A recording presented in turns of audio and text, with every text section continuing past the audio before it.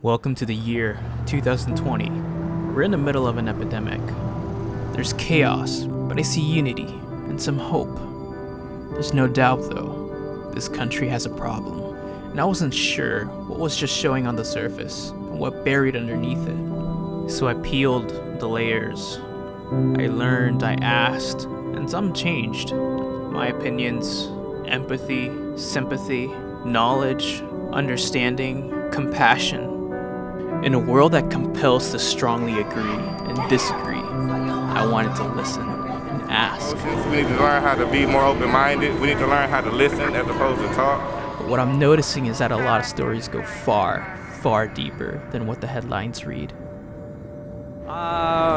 First and foremost is just the police reform. The problem that I see is the lack of grace for the teenagers that live in their neighborhood.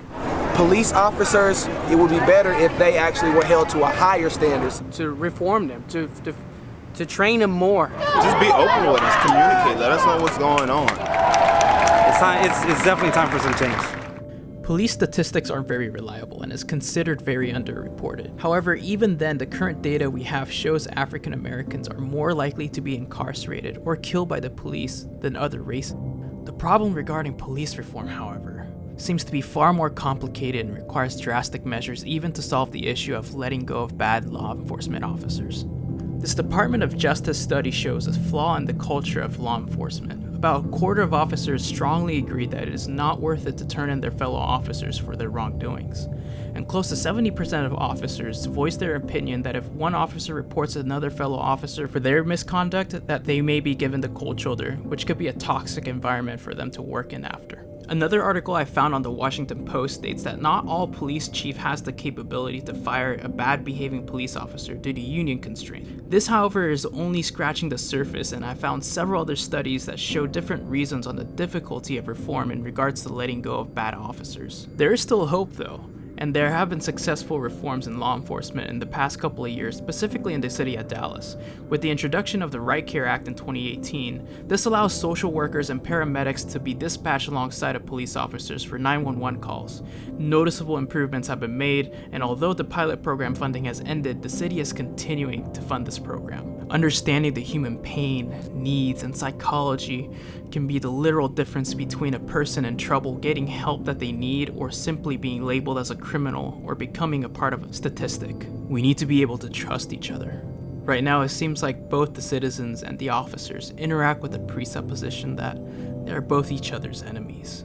You know, these people help. These people who are in office actually help, and they're doing their part, and they have this wrong mentality that because I'm a Mexican that you're trying to get me out, or I'm African American, you're trying to do something to me.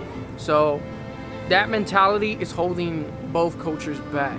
Hating the police or hating the government. Not all people are bad, and not all people that are in office or in the White House are bad. A lot of them have government aid housing, or they do have some money, but they have this poverty mindset of getting a nice car but living in a place that's just run down and not good at all. A lot of the families that we work with have their parents at home, but it's like they're really not there from what I've heard from some of the kids that I work with. One area that I really wish that got more attention is the culture.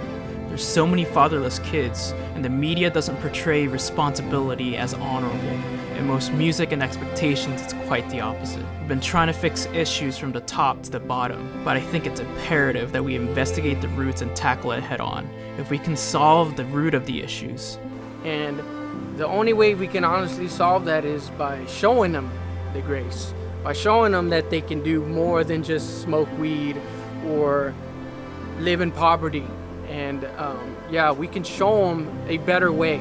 That's one thing, helping the kids more with their education. By the age of 6, if they're not reading or writing or doing the basic math, they will most likely end up in poverty. So if you can get a good 10 people, 10 or 15 people to be dedicated to just one cause, it doesn't matter what that is, whatever your community needs, if y'all need more food, if y'all have a police issue, if you can get 15 people to just come together, find out who your elected representatives are, and do it that way. So whoever you are and whatever you do, we need you. You are important. Dig deep and search for the truth. You are the difference, and you are the future.